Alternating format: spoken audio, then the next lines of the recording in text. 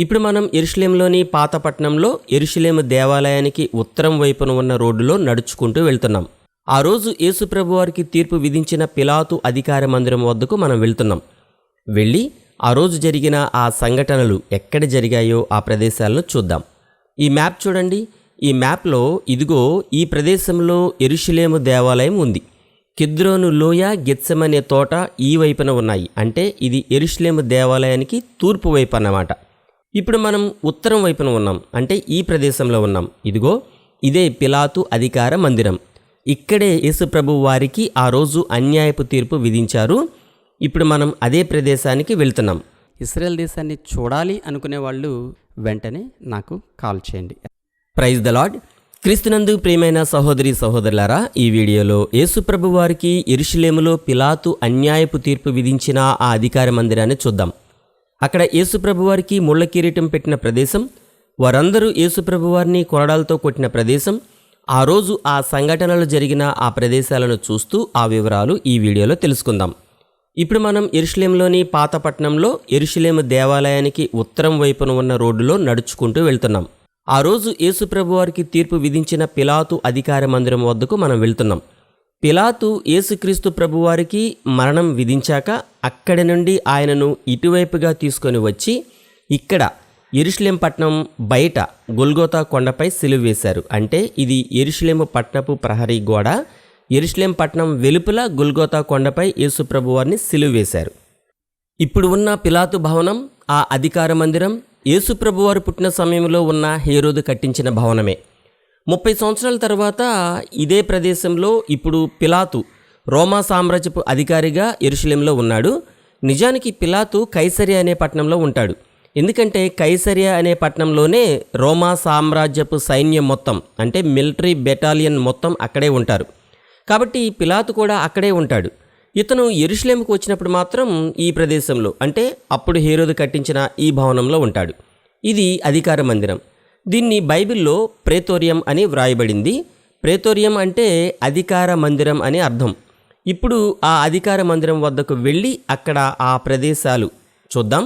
ఆ రోజు అక్కడ జరిగిన విషయాలను గుర్తు చేసుకుంటూ అక్కడికి వెళ్దాం. అక్కడికి వెళ్ళాక ఆ ప్రదేశాలు మొత్తం చూద్దాం. ఈలోపు ఆ రోజు అక్కడ జరిగిన విషయాల గురించి మాట్లాడుకుందాం. యోహాను సువార్త 18వ అధ్యాయం 28వ వచనం నుండి మనం చూస్తే, వారు కైప వద్ద నుండి అధికార మందిరంనకు యేసును తీసుకొని పోయిరి.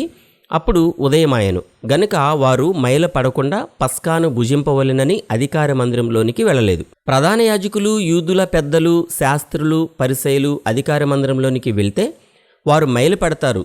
అంటే అప్పుడు వారు పస్కాను తినకూడదు. అందుకే వారు అధికార మందిరంలోనికి మాత్రం ఆ రోజు వెళ్ళలేదు. ఆయనను పిలాతు వద్దకు తీసుకెళ్లిన పరిసయ్యులు, శాస్త్రులు, ప్రధాన యాజకుడు, యూదుల పెద్దలు అధికార మందిరంలోనికి వెళ్ళలేదు. కాబట్టి పిలాతే బయట ఉన్న వారి వద్దకు వచ్చి, ఈ మనిషిని మీద మీరు ఏ నేరం మోపుతున్నారు అని అడిగాడు. ఏ కోర్టులోనైనా జడ్జి ఈ ముద్దాయి చేసిన తప్పేంటి అని అడిగినప్పుడు అతను చేసిన తప్పేంటో చెప్పాలి. అంటే అతను ఒక వ్యక్తిని హత్య చేశాడనో, లేదా ఒక వ్యక్తిని మోసం చేశాడనో, లేదా ఒక వ్యక్తిని గాయపరిచాడని, లేదా ఒక దొంగతనం చేశాడని, కానీ అలా అతను చేసిన తప్పేంటో వాళ్ళు జడ్జికి చెప్పాలి. కానీ ఇక్కడ విచిత్రంగా వారు, వీడు దుర్మార్గుడు కాని యెడల వీనిని నీకు అప్పగించి ఉండము అని పిలాతుతో అన్నారు. ఇతను చేసిన తప్పేంటో చెప్పమని జడ్జి అడుగుతుంటే, చేసిన తప్పేంటో చెప్పాలి కానీ వీడు దుర్మార్గుడు కాకపోతే తీసుకొస్తామా అంటున్నారు. అంటే యేసుప్రభు వారి మీద మోపడానికి నేరం ఏమీ వాళ్ళకి కనబడలేదు అని వారి మాటల్లోనే స్పష్టంగా అర్థమైపోతుంది. ఏ కోర్టులోనైనా ముద్దాయి చేసిన తప్పేంటో చెప్పకపోతే అతనికి శిక్ష విధిస్తారా? అలా ఎక్కడైనా జరుగుద్దా? కానీ యేసుప్రభు వారి విషయంలో మాత్రం ఆయన చేసిన తప్పేంటో వారు చెప్పకపోయినా ఇక్కడ ఆయనకు మరణశిక్ష విధించడం ఈ కోర్టులోనే జరిగింది. ప్రపంచ చరిత్రలోనే ఇలాంటి అన్యాయపు తీర్పు ఇంకెక్కడా ఎప్పుడూ జరగలేదు.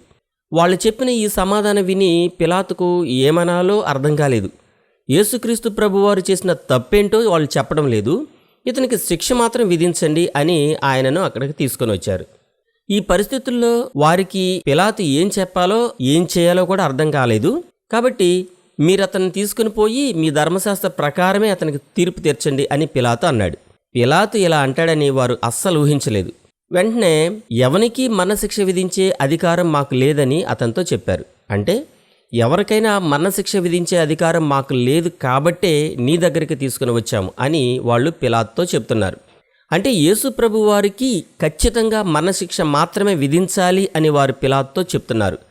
ఈ మాటను బట్టి యేసు ప్రభు వారు తను ఎలాంటి మరణం పొందబోతున్నాడో ముందుగానే చెప్పిన మాట నెరవేరింది. ఇక పిలాతు చేసేదేం లేక మరలా అధికార మందిరంలోనికి వెళ్ళి యేసు ప్రభు వారిని అధికార మందిరంలోనికి పిలిపించి, యూదుల రాజు నీవేనా అని ఆయనను అడిగాడు. యూదుల రాజు నీవేనా అని పిలాతు ప్రశ్నించినప్పుడు, ఆ మాట నువ్వే అడుగుతున్నావా లేదా నీతో ఇంకెవరైనా నా గురించి చెప్పారా అని యేసు ప్రభువారు తిరిగి పిలాతును ప్రశ్నించారు. ఈ మాట విన్నాక పిలాతు, నేను యూదుడినా ఏంటి? నీ సొంత జనము నీ ప్రధాన యాజకులేగా నిన్ను నాకు అప్పగించారు. ఇంతకు నువ్వేం చేశావు అని యేసు ప్రభువారిని పిలాతు అడిగాడు. అప్పుడు యేసు ప్రభువారు, నా రాజ్యము ఈలోక సంబంధమైనది కాదు. నా రాజ్యము ఈలోక సంబంధమైనదైతే నేను యూదులకు అప్పగింపబడకుండానట్లు నా సేవకులు పోరాడుదురు గాని నా రాజ్యము ఇహ సంబంధమైనది కాదు అని చెప్పారు. అప్పుడు పిలాతు, నీవు రాజువా అని ఆయనను అడిగాడు. అప్పుడు యేసు ప్రభువారు, నీవన్నట్టు నేను రాజునే. సత్యమును గూర్చి సాక్ష్యం ఇవ్వడానికి నేను పుట్టాను. ఇందు నిమిత్తమే ఈ లోకానికి వచ్చాను. సత్య సంబంధి అయిన ప్రతివాడు నా మాట వింటాడు అని అన్నారు. ఇంతకు సత్యమంటే ఏమిటి అని పిలాతు యేసుక్రీస్తు ప్రభువారిని ప్రశ్నించాడు. కానీ సమాధానం కోసం ఎదురు చూడకుండానే అధికార మందిరంలో నుండి బయటికి వెళ్ళి, ఇతనిలో నాకు ఏ నేరం కానీ ఏ దోషం కానీ కనబడలేదు అని ప్రధాన యాజకులతో యూదుల పెద్దలతో అని, అయినా పస్కా పండుగలో ఒకరిని విడుదల చేయడం ఆనవాయితీయే కదా, మీకోసం యూదుల రాజును విడుదల చేయనా అని ప్రశ్నించాడు. మేమేమో ఎంతో కాలం నుంచి ప్లాన్ చేసి అవకాశం కోసం ఎదురుచూసి ఎలాగోలా ఈయన్ని పట్టుకొని ఇక్కడికి తీసుకొని వస్తే ఇతన్ని చంపేయమని అంటుంటే పిలాతేమో వదిలేస్తానంటున్నాడు అని ఆలోచించి వెంటనే వాళ్ళు, ఇతనినొద్దు, బరబ్బానే విడుదల చేయండి అని గట్టిగా అరిచారు. ఈ బరబ్బా ఒక బందిపోటు దొంగ. ఎన్నో నేరాలు ఎన్నో ఘోరాలు చేసి ప్రజల్ని చాలా ఇబ్బంది పెట్టినవాడు. యేసుక్రీస్తు ప్రభువారేమో ఎందరికో పట్టిన దయ్యాలను వదిలించారు, ఎందరికో జబ్బుల్ని స్వస్థతపరిచారు, కుష్టివ్యాధి గల వారిని స్వస్థతపరిచారు, దేవుని రాజ్యం అంటే ఏమిటో వారికి బోధిస్తూ వారికి ఎన్నో మంచి మాటలు చెప్పి వారిని సన్మార్గంలో నడిపించిన దేవుని కుమారుడు. అయినా కూడా ఈ మంచివాడు మాకొద్దు, ఆ బందిపట్టు దొంగే కావాలని వాళ్ళు అడుగుతున్నారు. అంటే యేసు ప్రభువారి మీద వారికి ఎంత అసూయ ద్వేషం ఉన్నాయో వారి మాటలను బట్టి అర్థం చేసుకోవచ్చు. అప్పుడు పిలాతు యేసుక్రీస్తు ప్రభువారిని పట్టుకొని ఆయనను కొరడాలతో కొట్టించాడు. సైనికులు ముండ్లతో కిరీటాన్ని అల్లి ఆయన తల మీద పెట్టి ఉదారంగు వస్త్రం ఆయనకు తొడిగించి ఆయన యొద్దకు వచ్చి, యూదుల రాజా శుభం అని చెప్పి ఆయన్ని అరచేతులతో కొట్టి బాగా అవమానించారు. ఇదిగో ఇప్పుడు మనం పిలాతు ప్యాలెస్కి వచ్చేసాం. ఈ గేటు బయట చూస్తే ఒక బొమ్మ కనబడుతుంది చూసారా? అందులో పిలాతేమో కూర్చుని ఉన్నాడు. ఇద్దరు సైనికుల మధ్య యేసుప్రభు వారు బంధించబడి నిలబడి ఉన్నారు. ఈ బొమ్మను ఇప్పుడు మనం చూస్తున్నాం. అంటే ఇది పిలాతు ప్యాలెస్ అని మనకి చూపిస్తున్నారు. ఆ పిలాతు ప్యాలెస్ లోపలికి ఇప్పుడు మనం వెళ్తున్నాం. ఇప్పుడు మనం చూస్తున్నదే ఆనాటి పిలాతు ప్యాలెస్. ఈ ప్రదేశంలోనే ఆయన్ని కొరడాలతో కొట్టడం, అవమానించడం అంతా ఇక్కడే జరిగింది. ఇప్పుడు మనం అదే ప్రదేశంలో ఉన్నాం.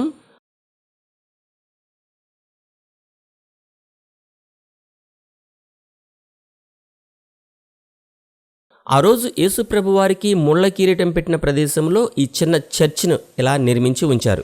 ఇప్పుడు మనం ఆ చర్చ్ లోపలికి వెళ్ళి అది ఎలా ఉందో చూద్దాం.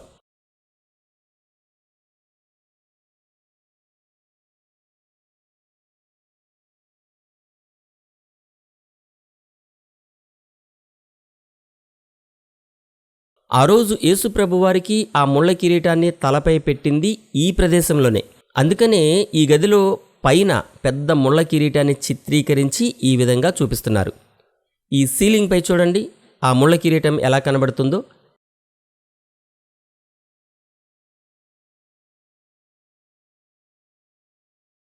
ఈ కిటికీ అద్దంలో చూస్తే యేసు ప్రభువారిని ఆ రోజు వారు ఎంత దారుణంగా హింసించారో, ఆయన్ని ఎంత అవమానించారో, ఎంతమంది ఆయన్ని కోపంగా చూస్తున్నారో ఈ కిటికీలో ఉన్న చిత్రంలో మనం చూడవచ్చు. ఆయన్ని ఆ రోజు అవమానించి ఆయన తలపై ముళ్ళ కిరీటాన్ని పెట్టింది ఇక్కడే.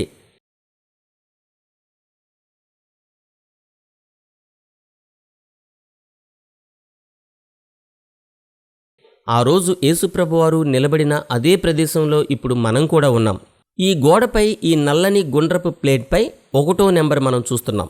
అంటే ఆయనకు అన్యాయపు తీర్పు విధించిన ప్రదేశం ఇదే అని వారు చూపిస్తున్నారు. అంటే ఆయనను సిలువ వేసే ముందు ఆయనకు జరిగిన సంఘటనలు 14 స్థలాలుగా విభజించి ఇక్కడి నుండి ఆ 14 ప్రదేశాలను చూపిస్తూ ఉంటారు. అందులో మొదటి ప్రదేశం ఇది.